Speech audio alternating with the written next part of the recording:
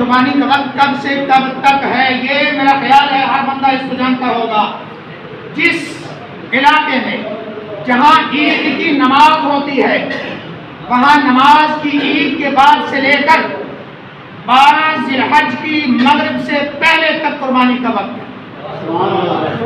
سبحان اللہ، اور سبحان اللہ۔ دوسرا سوال، عید کی طرف سے قربانی ذبح کرنے کا کیا حکم ہے؟ تو میرے دوست اور بزرگوں سنو ذرا، میت کی طرف سے قربانی کرنے کے 2 حکم ہیں۔ ایک حکم یہ ہے کہ اگر میت نے وصیت کی ہو، بولو میت نے، تو جس کو وصیت کی ہے اس کے لیے قربانی کرنا میت کی طرف سے واجب ہے۔ اور ایسے میت کی قربانی کا گوشت کا حکم یہ ہے کہ وہ سارے کا سارا صدقہ کیا جائے۔ اللہ تبارک و تعالی میت کو اس قربانی کا ثواب عطا فرمائے گا۔ سبحان اللہ۔ اور دوسرا حکم یہ ہے کہ میت نے قربانی کی وصیت تو نہیں کی ہے مگر بندہ خود کرنا چاہتا ہے، یعنی کوئی بندہ اپنے والدین کی طرف سے قربانی کرنا چاہتا ہے اور والدین گزر چکے ہیں تو بالکل جائز ہے اور میت کو اس کا ثواب پہنچے گا۔ سبحان اللہ۔ اس کے گوشت کا وہی حکم ہے جو نفلی قربانی کا حکم ہوتا ہے، ہر بندے کے کھانے کے لیے وہ گوشت ہے، جائز ہے۔ سبحان اللہ۔ چاہے تو اس کو سارے کا سارا صدقہ کرے، چاہے تو اپنے پاس رکھے، چاہے تو وہ 3 حصے کرے، اس میں کوئی حرج نہیں ہے، اور افضل یہ ہے کہ سارا صدقہ کر دے۔ سبحان اللہ۔ اور اس کے بعد قربانی کی کھال کا کیا حکم ہے؟ جناب قربانی کی کھال، اس کو مسلح بنا کر یا چمڑے کا کوئی برتن بنا کر قربانی کرنے والا خود بھی اپنے گھر میں استعمال کر سکتا ہے۔ بات سمجھے ہو؟ مسلح بنا کر اس پہ نماز پڑھ سکتا ہے، پہلا حکم یہ ہے۔ دوسرا حکم یہ ہے کہ مدارس اسلامیہ میں فی سبیل اللہ وقف کر سکتا ہے۔ اور تیسری بات یہ، ایک بات کا خیال رکھیں، اگر کوئی بندہ یہ چاہے کہ اس کو بیچنا چاہے، بیچ کر اس کی قیمت کو صدقہ کرے تب بھی جائز ہے، لیکن بیچ کر اس کی قیمت اپنے اوپر صرف کرے یہ ناجائز ہے۔ بات سمجھ میں آئی نا؟ بیچ سکتے ہو مگر بیچ کر قیمت صدقہ کرنے کا حکم ہے۔ قربانی کرنے والا بیچ کر اس کے مال کو، اس کی قیمت کو اپنے اوپر صرف کرے یہ جائز نہیں ہے۔ بات سمجھ میں آئی نا؟ تو غرباء اور مساکین کو بھی دی جا سکتی ہے قربانی کی کھال۔ اس کے بعد پھر یہ سوال کہ میت کی قربانی کا کیا حکم ہے؟ بھائی جائز ہے، بولو کیا ہے؟ جائز ہے، یقیناً میت کو اس کا ثواب پہنچتا ہے۔ سبحان اللہ۔ بھیڑ کی قربانی جائز ہے یا نہیں، اور بکری؟ اب یہ مسئلہ سن لو، شاید یہ آئے پہلے آپ نے نہیں سنا۔ مینڈے کی قربانی سے بھیڑ کی قربانی افضل ہے۔ سبحان اللہ۔ مینڈے کی قربانی سے بھیڑ کی قربانی افضل ہے اور بکرے سے بکری کی قربانی افضل ہے۔ ہاں، دمبے کی قربانی دمبی سے افضل ہے، یہ خیال رکھتے ہو۔ اور جو بڑی قربانی کرنے والے ہیں جو کہ ہمارے ہاں ماشاء اللہ گائے کی قربانی بیل سے افضل اور اونٹنی کی قربانی اونٹ سے افضل ہے۔ اس کے بعد آگے کتنے قسم کے جانور ہیں جن کی قربانی جائز نہیں ہے؟ اس کے سوال سارے تقریباً ضروری ہیں، بولو ضروری ہے یا نہیں؟ 4 قسم کے جانور ہیں۔ یہاں میں جب یہ حدیث پاک پڑھتا ہوں تو مجھے بڑے لطف آتا ہے کہ حضرت براء ابن عازب رضی اللہ تعالیٰ عنہ، آپ سے کسی نے پوچھا کتنے قسم کی قربانی جانوروں کی قربانی نہیں دی جا سکتی ہے؟ آپ نے فرمایا، اللہ کے محبوب نے فرمایا 4 قسم کے جانوروں کی قربانی جائز نہیں۔ کتنے قسم کی؟ پھر بولو کتنے کی؟ لیکن انگلیاں اوپر اٹھائی نا۔ براء ابن عازب رضی اللہ تعالیٰ عنہ کے دل کے اندر خیال آیا رب کے محبوب نے بھی انگلیاں اٹھائی تھی اور میں نے بھی سنت میں انگلیاں اٹھا لی ہے، کہیں کوئی بندہ یہ نہ سمجھے براء ابن عازب کی انگلیاں رب کے محبوب کی انگلیوں کے برابر ہے۔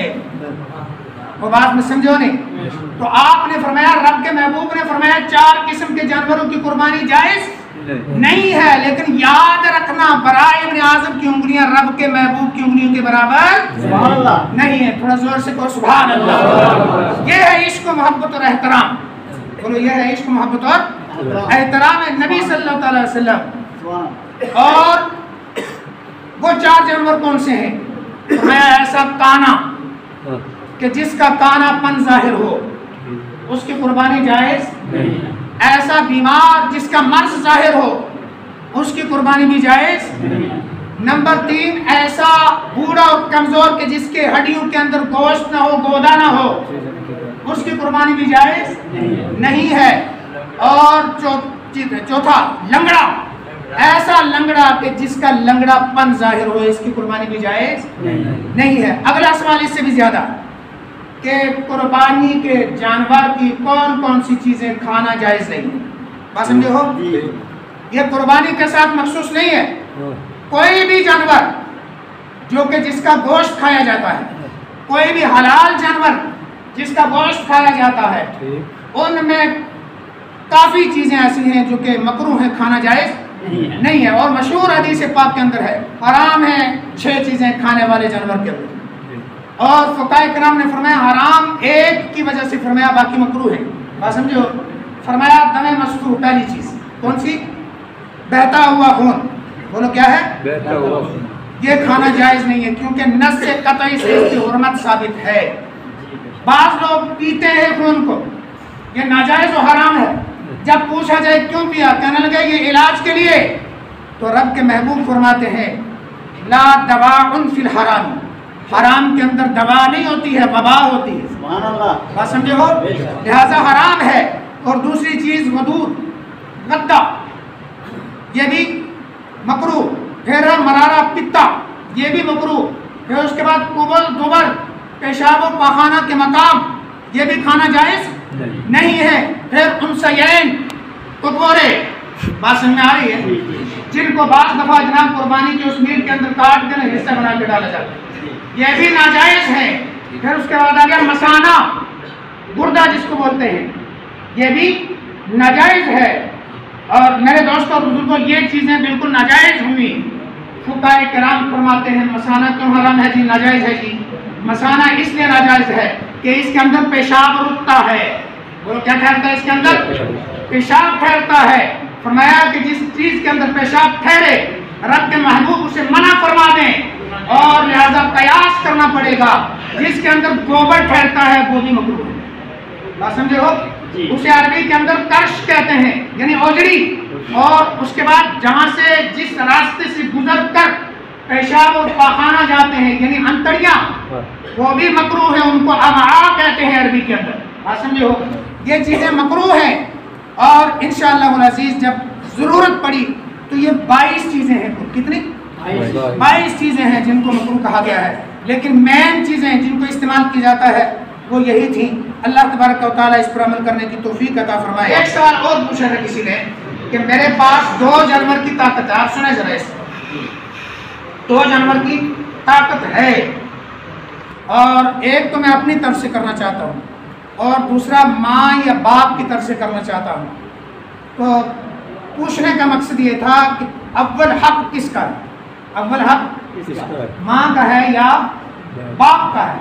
اور ہمارے نزدیک ائمہ کرام نے یہ فرمایا خدمت کے اعتبار سے ماں کا حق پہلا ہے، کہو سبحان اللہ، اور زور سے کہو سبحان اللہ، لیکن ادب و احترام کے اعتبار سے باپ کا حق پہلا ہے، اس لیے کہ باپ ماں کا بھی حاکم ہے، ٹھیک ہے؟